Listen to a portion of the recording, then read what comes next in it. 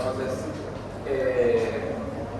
tenemos que ver la forma de inicio del síntoma, sobre todo si el dolor es muy importante saber si ese inicio fue de forma brusca o de forma insidiosa, porque de acuerdo a eso vamos a ver que cada entidad, cada enfermedad se manifiesta de forma diferente.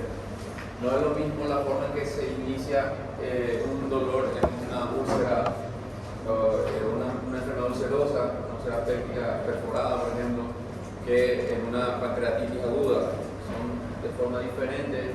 Uno es de inicio brusco, o sea, que empieza de repente, el paciente está bien y de buena primera, estando bien, le da un dolor de forma brusca, así como lo dicen, y es desde que inicia, es intenso. Sin embargo, sobre todo las enfermedades inflamatorias como la pancreatitis, la colecistitis, la apendicitis, empiezan de forma insidiosa, o sea, de forma lenta, empieza con baja intensidad y va aumentando en el tiempo, pero tiene la particularidad de que una vez que inicia siempre va en aumento, no es que va a doler, después se va a aliviar, después le va a dar otra vez el dolor, sino que desde que inicia es continuo y va a ir aumentando de acuerdo al tiempo que vaya pasando y más todavía si no recibe un tratamiento adecuado.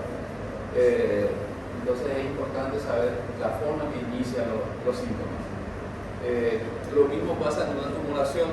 Un paciente que llegue a consultar con un tumor en el cuello, que te diga que hace una semana atrás no tenía ese tumor y que de repente se notó ese tumor y que ya creció de forma así rápida. Generalmente se debe a algo agudo, a una infección, a alguna tiroiditis, por ejemplo, pero sin embargo hay pacientes que ya tienen ese tumor, ese aumento de volumen en el cuello y fue creciendo poco a poco en el tiempo, pues entonces ya no debe ser algo infeccioso, sino más bien algún tumor que haya que incluso evaluarlo que de posible origen maligno, un cáncer de tiroides, por ejemplo. Entonces va cambiando la posibilidad diagnóstica. Indagar sobre el síntoma cardinal en forma acabada. O sea, el síntoma cardinal es el síntoma principal por el cual va a venir el paciente, porque a veces viene por más de un síntoma. Entonces, ¿cuál es el principal? Ese es el que más tenemos que darle importancia. Tenemos que ver la calidad mediante analogía, la cuantificación, asociación con otros síntomas, circunstancias de aparición, factores que agravan, factores que alivian a ese síntoma o a los otros síntomas que lo acompañan. La duración, si tiene periodicidad, si tiene ritmo, si tiene curso, todo eso, sobre todo el dolor, que vamos a tener una clase que es solamente dolor y vamos a estudiar qué quiere decir periodicidad, qué quiere decir ritmo, todo eso que tiene que ver con si tiene relación o no con la alimentación, sobre todo. Como ejemplo frecuente se toma el síntoma del dolor, que es el más frecuente, aparte que es más frecuente, es el que más se adapta a todas las características estas que se puede describir mejor. Que incluso en muchas partes utiliza un recurso mnemotécnico para poder describir el dolor, que es la licia pedusa. No sé si ya han escuchado, ya han estudiado en otras materias, sobre todo en clínica médica, se ya rotaron. Entonces se utiliza esas siglas para poder describir mejor a lo que es el dolor. Vamos a explicarle lo que quiere ser la licia pedusa, entonces porque no más. Pero es más o menos esto mismo, la aparición vamos a ver si por acá hay, entiendo por qué se le dicen alicia.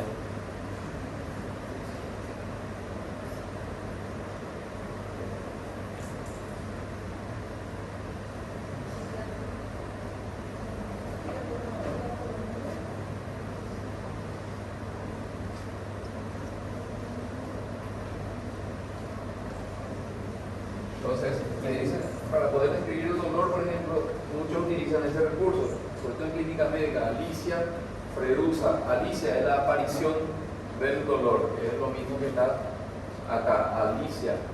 La L es de la localización, o sea, dónde empieza ese dolor. La I es de intensidad del dolor que tenemos acá. La C es el carácter de dolor o el tipo de dolor. El carácter, si es un dolor ardoroso, un dolor punzante, si es un dolor atipocólico, si es un dolor desgarrador, si el dolor es que el paciente lo describe como si fuera una quemadura. La I es la irradiación, la irradiación hacia dónde va ese dolor. Si se irradia en la espalda, si el dolor empieza en el epigastrio, después se irradia hacia la espalda, hacia la escápula, o si se irradia en la fosa ilíaca derecha, eso nos va a ir guiando hacia la enfermedad que pueda presentar nuestro paciente. La A es de atenuantes, o si hay algo que lo alivia a ese dolor, ya sea el cambio de posición, si el paciente se acuesta, si se acuesta en una posición determinada donde se le alivia ese dolor, o si se alivia comiendo algo, tomando algo. Por ejemplo, un paciente ulceroso le dice que si toma un vaso de leche se alivia el dolor, porque la úlcera, una lesión, como una quemadura del estómago, cuando toma leche va y lo desinflama por un ratito y se alivia el dolor. Paciente con una pancreatitis aguda llega a la urgencia y se quiere acostar en la camilla boca abajo o agarrar una almohada, abrazar una almohada, porque en esa posición hace que se aleje el páncreas del peritoneo y se alivia el dolor. Entonces, son atenuantes, son posiciones, analgésicos, alimentos que alivian ese dolor. La de frecuencia, si tiene, no todos los dolores tienen frecuencia, ni todos los dolores tienen ritmo. La duración, cuánto tiempo, no es lo mismo un dolor que empieza hace 6 horas atrás que hace 6 días atrás. Son entidades diferentes, ¿no? Empezó hace 6 horas, empezó de forma brusca y continua. La mayoría de esos pacientes va a requerir de alguna cirugía, un tratamiento quirúrgico de urgencia para poder resolver el caso. Si pasó de 6 horas, 8 horas, hasta las 12, 24 horas de evolución, puede ser quirúrgico, pero es más bien algo inflamatorio, una apendicitis, una colecistitis. Requiere tratamiento quirúrgico, pero no tan urgente. Si ya pasó 3 días, ya pasó 6 días, difícilmente que el paciente tenga algo quirúrgico, más bien sería un dolor médico, un cólico renal, un cólico biliar, una pielonefritis, algo que se pueda curar solamente con medicamentos y no requiere tratamiento quirúrgico. Entonces, por eso es importante la duración. Y la SA, para completar, el proyecto que usa son los síntomas acompañantes. ¿Qué otros síntomas acompañan o fenómenos acompañantes cuál va a venir ese síntoma principal? Por ejemplo, el dolor, pues la mayoría, si es un dolor abdominal, la mayoría se va a acompañar de náuseas, pérdida de apetito, vómitos, fiebre, decaimiento, debilidad, o sea, los síntomas que va a acompañar al motivo de consulta. O sea, esa es la forma de que uno describe al dolor. Esto es lo que más se presta así para describirlo, que se utiliza más de ejemplo, es el dolor. Entonces, eso es lo que quiere decir Alicia Fredusa, si por ahí han escuchado, ya saben de dónde es que viene. Entonces, eso sería dentro de los antecedentes de la enfermedad actual. Cuando vemos la historia clínica, vamos a ver primero motivo de consulta. Por supuesto, antes de esto están todos los que son los datos generales del paciente, que hay que completarse sí por la parte legal, el nombre del paciente, la edad, el sexo, número de cédula, si es de procedencia rural, si es de procedencia urbana, a qué se dedica. Después viene el motivo de consulta, después del motivo de consulta, antecedente de la enfermedad actual. Entonces, los antecedentes de la enfermedad actual ya saben que lo que tienen que hacer es describir el motivo de consulta. ¿Está bien? ¿Alguna duda? ¿Entendieron? ¿Van entendiendo? Professor, só para confirmar, o primeiro A, qual que é o primeiro A, aparición. Aparición, de cómo aparece el síntoma. ¿Qué estaba haciendo cuando le empezó a doler? cómo fue que apareció, si fue de forma de repente, si brusca o fue poco a poco. Todo eso es importante. Los antecedentes remotos de la enfermedad actual, que eso viene juntito en la historia clínica, en el mismo apartado, en la misma línea, dice antecedentes de la enfermedad actual y antecedentes remotos de la enfermedad actual. Después, cuando estén por el hospital, van a tener la posibilidad de tocar una historia clínica que acá yo traje, pero son muchos para poder mostrarlo a todos. Pero acá, en esta partecita, dice datos referidos por quien nos dice los datos, si el paciente, el familiar, la madre, el abuelo, la abuela. Motivo de ingreso, eso ya sería después. Nosotros estamos tratando de llegar a un diagnóstico, pero bueno, el modelo de la historia clínica pues viene con eso. Dice el motivo de ingreso es por qué yo voy a ingresar al paciente, pero eso no es. Lo más importante acá es el motivo de consulta que está más abajo. Y acá en el mismo apartado dice antecedente de la enfermedad actual y antecedente remoto de la enfermedad actual. Es lo que vamos a ver ahora. Los antecedentes remotos de la enfermedad actual se refiere a algún episodio similar anterior al cuadro o algún síntoma, signo físico o acontecimiento médico, quirúrgico o traumático que pueda tener relación con el cuadro actual. O sea, tenemos que ver algún episodio, algo que tenga que ver con lo que está sufriendo el paciente ahora. Por ejemplo, si viene con dolor, preguntarle si ese dolor es primera vez que está teniendo ese dolor o ya ha tenido en otras oportunidades. Porque muchas veces hay enfermedades como la litiasis vesicular que produce varios episodios ya de cólicos, el famoso cólico biliar. El paciente cada vez que come algo, come mal, come cosa frita, algo muy grasoso, le da el dolor y ya sabe que tiene un cólico biliar. Entonces ya va directamente al hospital diciendo incluso qué es lo que tiene piedra y que eso le duele. Y ya te orienta a que es eso mismo lo que está teniendo otra vez el paciente. O a veces pasa al revés, a veces te dice que sufre de piedra, que le da ese dolor bastante frecuente, pero que el dolor que tiene ahora es diferente, no es el mismo. Entonces hay que buscar qué es lo que puede estar pasando. Puede ser la misma complicación de la litiasis vesicular que ya está haciendo, en vez de un cólico, ya está haciendo una colecitis aguda o ya está haciendo una pancreatitis. O a veces no tiene nada que ver, lo que tiene es un embarazo ectópico o tiene una apendicitis. También no solamente cuadros, o sea, síntomas así, sino que puede ser, por ejemplo, hay que preguntarle si el paciente hace una semana atrás tuvo una cirugía, entonces después de eso viene presentando ciertos síntomas, sintomatología que pueden ser una complicación de la cirugía que tuvo, o incluso traumatismo. Muchas veces pasa en una entidad que se conoce como hemoperitoneo o abdomen agudo quirúrgico de origen hemorrágico. El paciente llega a la consulta o a la urgencia porque se desmayó, porque se sintió débil, se mareó de repente y se va. Paciente joven, masculino, sin antecedentes de enfermedades, aparentemente sano, y de repente le da esos síntomas y por eso lo llevan a la consulta, incluso se desmayó. Entonces ahí importante es abordar si tuvo algún antecedente de trauma. El paciente jugando fútbol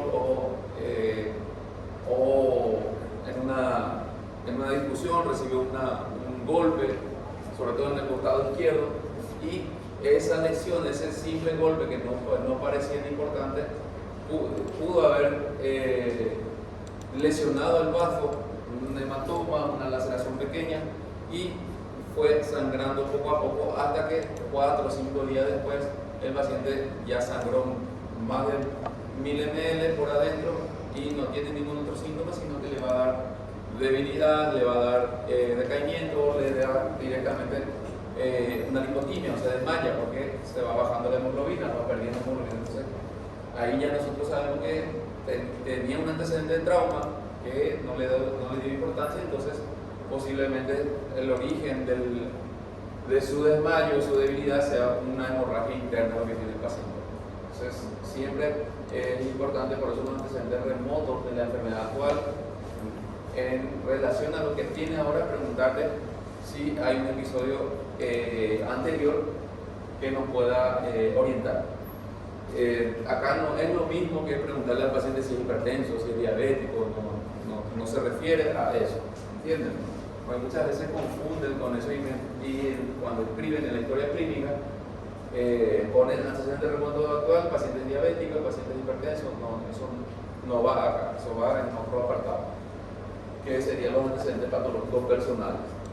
Entonces acá es describir, puede estar presente, puede estar ausente. El paciente puede ser que te diga que es primera vez que está, incluso primera vez que va a un hospital, primera vez que ve a un médico, que nunca se había enfermado de nada, que ni siquiera gripe le ha dado. Entonces usted le pone al paciente no refiere haber presentado algún episodio, algún cuadro similar o que tenga algo que ver con lo que está presentando ahora. Pero ustedes siempre tienen que preguntar.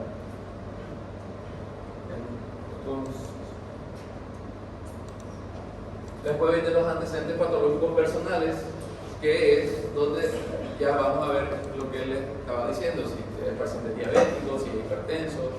Entonces, en el modelo de la historia clínica que está acá, viene eso, ya como les dije la vez pasada, ya es algo mucho más fácil porque ya viene todo como para hacer una crucecita, ¿no? Para marcar, y te dice ya los antecedentes patológicos cardiovasculares. Entonces ustedes ponen cardiovascular, marcan nomás ya qué es si es sí o no. Si es sí, pues abajo tiene un espacio que dice detalles. Acá dice cardiovascular, digestivo, respiratorio. Entonces sí, no. Entonces, si es sí, hacen la marca sí y describen acá. Cardiovascular, por ejemplo, te dice que es hipertenso, entonces te marca sí y describen acá abajo. Hipertensión arterial, y entonces es importante cuando te digan algún antecedente patológico personal saber desde cuándo tiene, es conocido hipertenso, es conocido diabético, y el tratamiento, si tiene o no tratamiento, y si tiene tratamiento, si cumple con su tratamiento, porque no es lo mismo. El paciente puede tener un tratamiento para la presión alta, para la hipertensión arterial, tiene su tratamiento, pero el paciente no toma, como pasa en más del 90% de la población.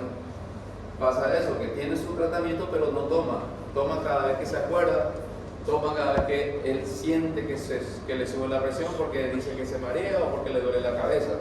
Y entonces tiene su tratamiento pero no lo cumple, entonces tiene que especificar esa hipertensión arterial con tratamiento irregular. Y si saben qué medicamento es, le ponen también con los sartán de 50 miligramos al día. Hay veces que el paciente tiene un tratamiento, toma todos los días su medicamento, su pastilla, a las 7 de la mañana religiosamente, pero no sabe cómo se llama el medicamento. Entonces tiene que poner hipertensión arterial desde hace 5 años, con tratamiento regular, pero el paciente no sabe qué pastilla o no refiere el nombre del medicamento. Tiene que describir siempre ahí. Están los antecedentes cardiovasculares, digestivos, respiratorios. Todo tiene que poner, incluso viene si es infeccioso, si ya estuvo internado o no, si tuvo alguna cirugía previa. Si tuvo cirugía previa, ponen sí, y tienen que poner más o menos el tiempo que pasó después de la cirugía, porque puede ser que tenga que ver, sobre todo si es un dolor abdominal, con esa misma cirugía que tuvo hace un mes, hace 2 meses, hace 3 años, hace 20 años atrás. Tienen que poner ahí. Acá en el modelo incluso te piden la fecha de la cirugía, pero es difícil recordarse de la fecha exacta, pero por lo menos saber qué pasó hace 10 años atrás aproximadamente. Entonces por ahí pues ya uno va a saber si tiene algo que ver con el dolor de ahora o no tiene nada que ver. Entonces por eso es importante también saber todo eso. Después los antecedentes patológicos familiares y epidemiológicos. Los familiares, sobre todo parentescos de primera línea, padre, madre, hijos y hermanos. Y de ser posible también abuelos y abuelas también incluyen como primera línea, pero en nuestro modelo vienen solamente padre, madre, hermanos e hijos.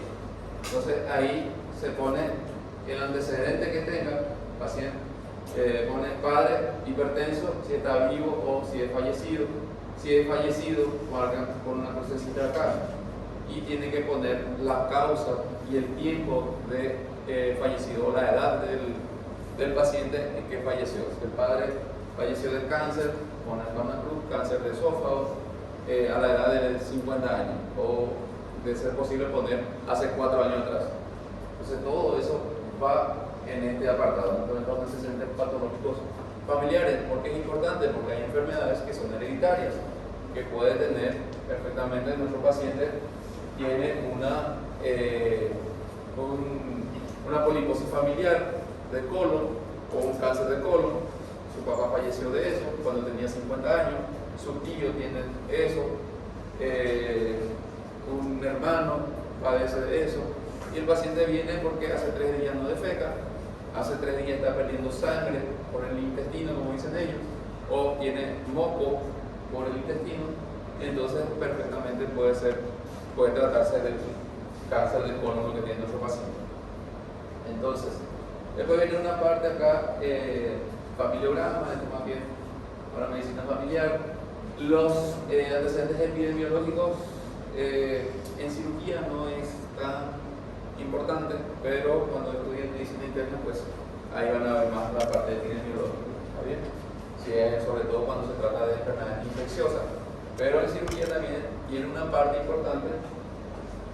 En caso, depende mucho del cuadro, del por qué llega el paciente. Si llega un paciente, por ejemplo, estreñido, distendido, paciente joven, no defeca, tiene dolor a tipo cólico, pues es importante la parte epidemiológica preguntar acerca de la enfermedad de Chaga, que es bastante frecuente acá en esta zona de Paraguay y parte del Brasil, que es incluso endémico todavía. Que el mal de Chaga puede producir después complicaciones a nivel pulmonar y sobre todo a nivel digestivo, puede producir lo que es el megacolon y produce eso una obstrucción intestinal. Entonces tiene también su importancia.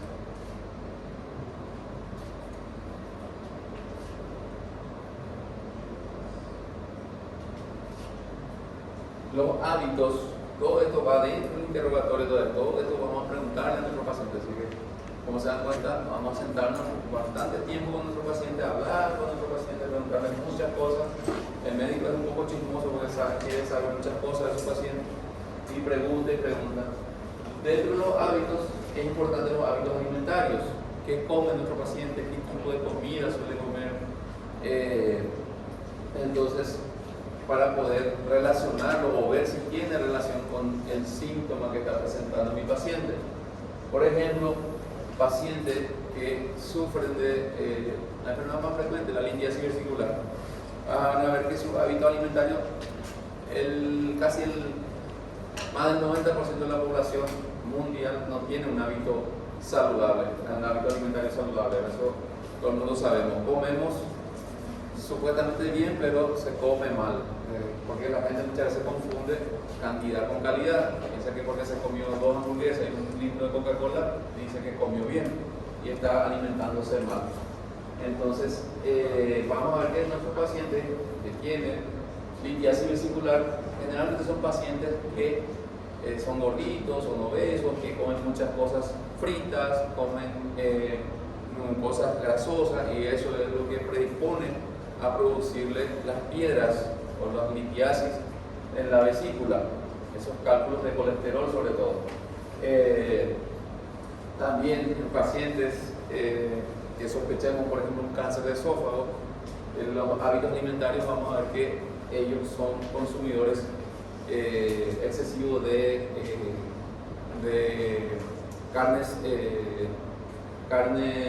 curtidas, de esas carnes ahumadas, como y los embutidos, jamón, salchicha, la carne ahumada que ya viene así, que tiene un preparado con una sustancia que es cancerígena. Entonces, y sobre todo los países asiáticos, por eso sufren mucho, que son los países de mayor incidencia de cáncer de esófago y de estómago, porque son consumidores habituales de carnes ahumadas y embutidos.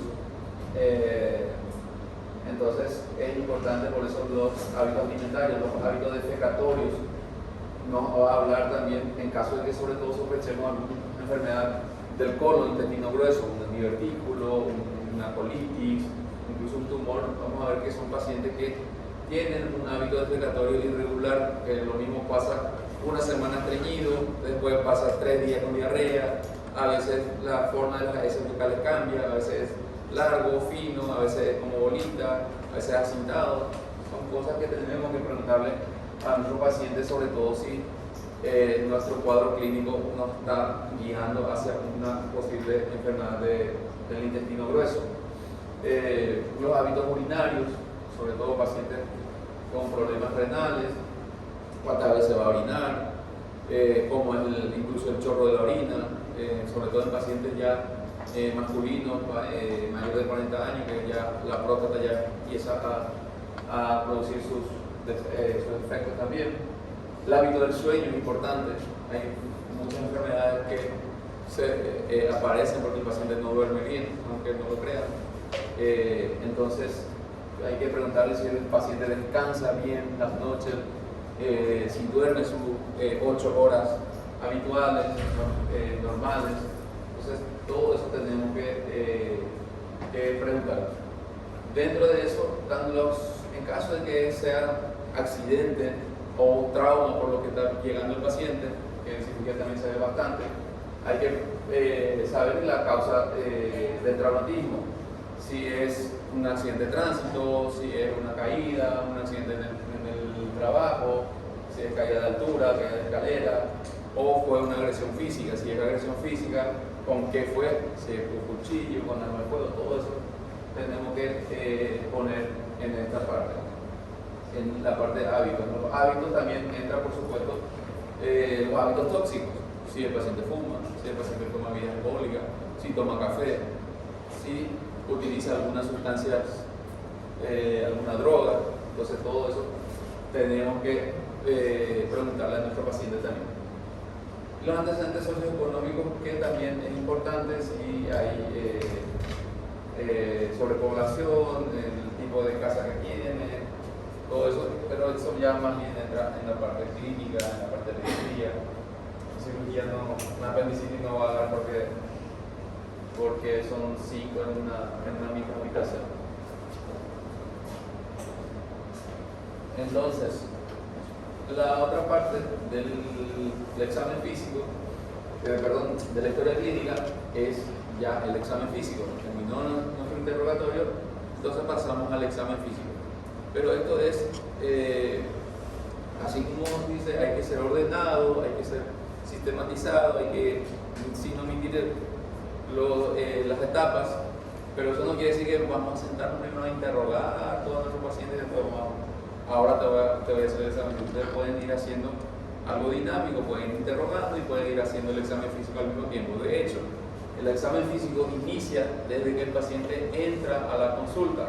Usted está sentado en su consultorio y desde que abre la puerta ya usted examina a su paciente, ya está viendo la actitud del paciente, ya ve la fascia del paciente, cómo camina ese paciente, la marcha, si es una marcha normal, si es una marcha patológica, la actitud que tiene el paciente al llegar, la actitud que tiene cuando se va a sentar o cuando se va a subir a la camilla. Ya eso te orienta ya. El paciente con un dolor abdominal, con una peritonitis, incluso va a venir acostado en una camilla o va a venir caminando apenas, encorvado, no se va a poder sentar, va a querer estar acostado con la pierna doblada. Entonces ya ahí ya está empezando el examen físico. El examen físico es el acto que realiza el médico valiéndose solo de sus sentidos e instrumentos sencillos con el fin de reconocer la normalidad o las alteraciones físicas productos de las enfermedades. O sea, no necesitamos de equipos avanzados para poder hacer un examen físico, no necesitamos de tecnología, sino que con el simple hecho de utilizar los 5 sentidos que tenemos, más elementos o instrumentos sencillos como son el estetoscopio, el martillo, todos esos instrumentos sencillos, podemos nosotros hacer un examen físico general, un examen físico completo. No hay que tener algo muy sofisticado ni nada por el estilo. Y con eso nosotros ya podemos llegar a notar si el paciente está normal, porque el examen físico puede ser normal.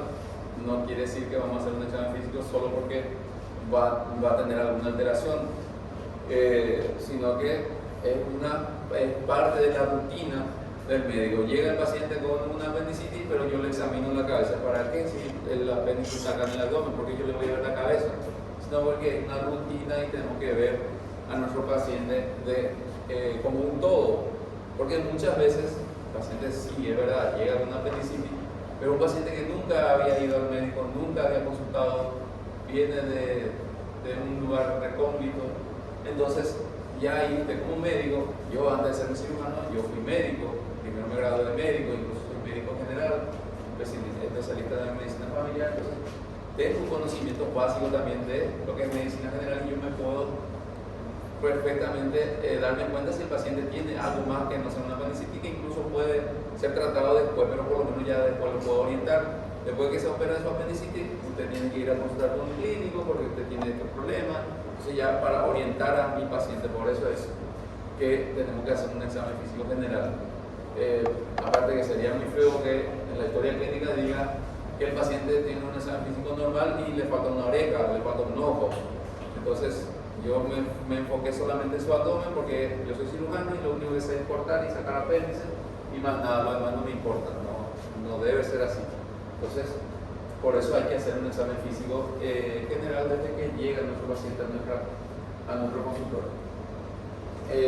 Acá dentro del examen físico entra la obtención de signos vitales, que de hecho en la primera parte del examen físico vienen luego los signos vitales y datos antropométricos, la talla, el peso, índice de masa corporal y por supuesto los signos vitales, presión arterial, miembro superior, miembro inferior, derecho e izquierdo, pulso, frecuencia respiratoria, frecuencia cardíaca, temperatura, el peso en kilos, la talla, de acuerdo a eso el índice de masa corporal, todo eso tenemos que sacar dentro del examen físico. Se le hace todo eso, esa obtención de signos vitales, parámetros vitales. Después empezamos con el examen físico ya como tal.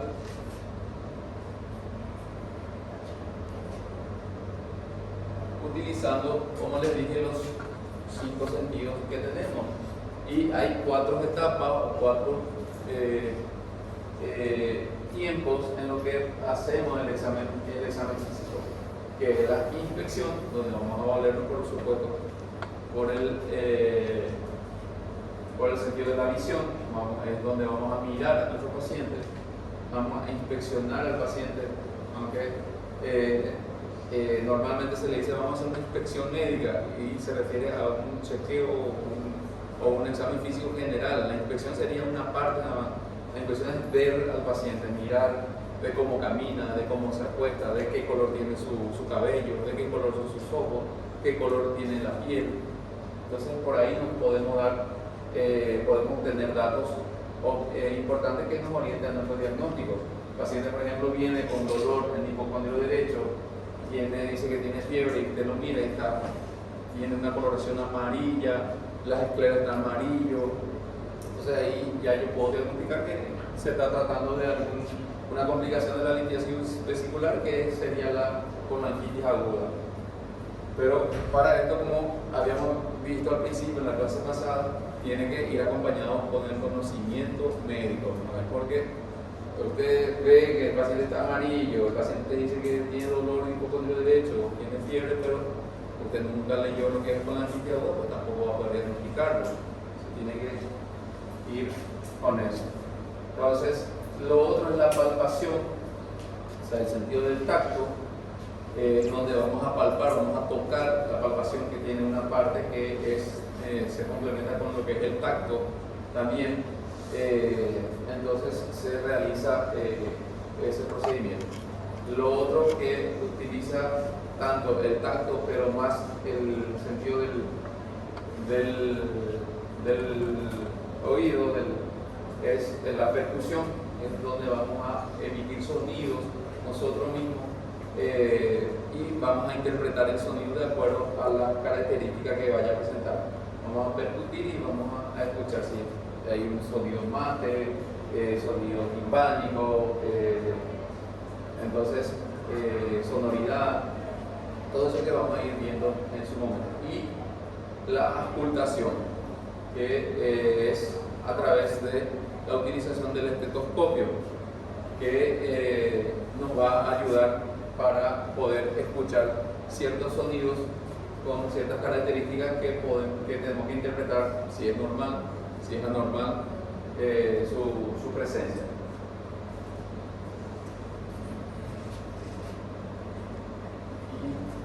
Y en cirugía también utilizamos, en medicina en general, pero sobre todo en cirugía también utilizamos el olfato, aunque no esté dentro de los 4, pero es importante también el sentido del olfato, el olfato, perdón, sobre todo las secreciones. Si hay alguna secreción, el olor característico nos puede guiar a qué tipo de infección tiene el paciente, incluso qué tipo de germen puede estar presente en esa infección, en esa secreción. A veces en cirugía utilizamos mucho los drenajes, que dejamos los tubos de drenaje o algún drenaje laminar, y ese va a ir evitando, va a estar viendo secreciones, que puede ser pus, puede ser sangre, y ese olor también tenemos que interpretar. Entonces el examen físico lo vamos a hacer de 3 lugares sobre todo, que primero de la región afectada. El paciente viene con dolor abdominal, pues donde más vamos a examinar es el abdomen. Esa es la zona o la región afectada, el abdomen, la fosa ilíaca derecha. Eso es lo que más vamos a hacer, vamos a describir bien, no se nos puede pasar ningún detalle. De ahí vamos a hacer un examen regional, porque puede tener alguna manifestación dentro de la región, o puede haber algún signo que nos lleve hacia una determinada enfermedad. Por ejemplo, no en todas las enfermedades podemos hacer el examen regional, pero por ejemplo hay regiones que sí o sí tenemos que examinar otras regiones que son vecinos. Por ejemplo, cuando vamos a hacer el examen físico de las mamas, no nos podemos quedar solamente con el examen físico de las mamas, sino que sí o sí tenemos que examinar la axila, que ya sería otra región, y la región supraclavicular, que es otra región. También hay regiones que, por más que tengan alguna afección, pues se encuentra en la misma región, tenemos que examinar. Lo mismo se trata de las mamas. El paciente viene con una neumonía o tiene un trauma en el tórax, nosotros vamos a examinar el tórax, ya sea en la parte posterior, pero sí o sí, al examinar tórax, pues ya le tenemos que examinar las mamas también. No importa si es hombre o si es mujer el paciente. Entonces, sí o sí, tenemos que hacer un examen regional. Y por supuesto, el examen físico general, que es desde que entra el paciente, como les digo, cómo camina, cómo se comporta, cómo se sienta, si se queda sentado. Hay pacientes que llegan a la consulta, sobre todo en cirugía, a la urgencia de cirugía, por dolor abdominal, y entra desesperado, no sabe qué hacer, no se puede sentar, usted le dice que se sienta, se levanta otra vez, camina, va, se acuesta, se levanta otra vez, se para por la mesa, no se queda quieto porque tiene mucho dolor, que son muy característicos de estos pacientes que tienen un cólico renal, cólico nefrítico. Entonces, muchas veces nos mandan a nosotros los clínicos porque le duele la fosa ilíaca derecha, y ahí, sobre todo en nuestro hospital, todo lo que es dolor en fosa ilíaca derecha para ellos es apendicitis, nos manda al cirujano. Y resulta ser que es un cólico renal, ¿no? Que desde que uno lo ve, cómo camina, cómo está, cómo se comporta, ya uno descarta que sea una apendicitis, porque el paciente con la apendicitis es todo lo contrario. No se mueve, le duele, trata de estar lo más quietecito posible, porque si se mueve, le va a doler. Sin embargo, el otro no, el otro inquieto, no se queda. Entonces son cosas que uno va viendo y ya va diferenciando. Pero hay que hacer un examen físico general del paciente. Por más que sea la zona afectada sea el abdomen, nosotros tenemos que revisarle todo, porque, como les digo, hay pacientes que nunca habían consultado, va a ser la primera vez, y usted esa primera vez puede descubrir alguna malformación, algún defecto que tenga, alguna deficiencia, alguna otra enfermedad, que después lo puede orientar y lo manda con la especialidad correspondiente. Entonces, por eso es importante hacer un examen físico general. Entonces, vamos a describir un poco lo que es la inspección. Como les dije, ya se inicia desde el primer contacto con el paciente, se continúa durante toda la anamnesis y se completa cuando se examina al paciente sin ropa. O sea, no es que vamos a hacer el examen físico, como le dije, no es que vamos a interrogar todo el paciente y ahora vayan a hacer, no, usted ya lo está observando durante todo el interrogatorio, como por ejemplo ese paciente que le digo que no se queda quieto, ya usted lo está examinando, y por supuesto la inspección cuando ya lo pone en la camilla, le quita la ropa, dependiendo de dónde lo va a examinar, siempre respetando el pudor del paciente. Siempre tiene que haber un acompañante, o por lo menos usted tiene que tener como médico un acompañante que sea una enfermera o un enfermero, porque por la parte legal, porque muchas veces pasan malas interpretaciones, malas intenciones y te puede crear problemas. Entonces siempre respetar el pudor del paciente, explicarle al paciente la importancia del examen físico, de que se tiene que desvestir, ganarse su confianza, y entonces después realizar el examen físico. La inspección general, vamos a ver la constitución, el estado nutricional, el color y el estado de la piel, la distribución pilosa, la actitud y la marcha, todo eso que le digo, cómo camina, cómo se comporta el paciente, su constitución física, si es un paciente gordito, si es flaquito. De acuerdo a eso, hay muchas enfermedades que son característicos de cada tipo constitucional.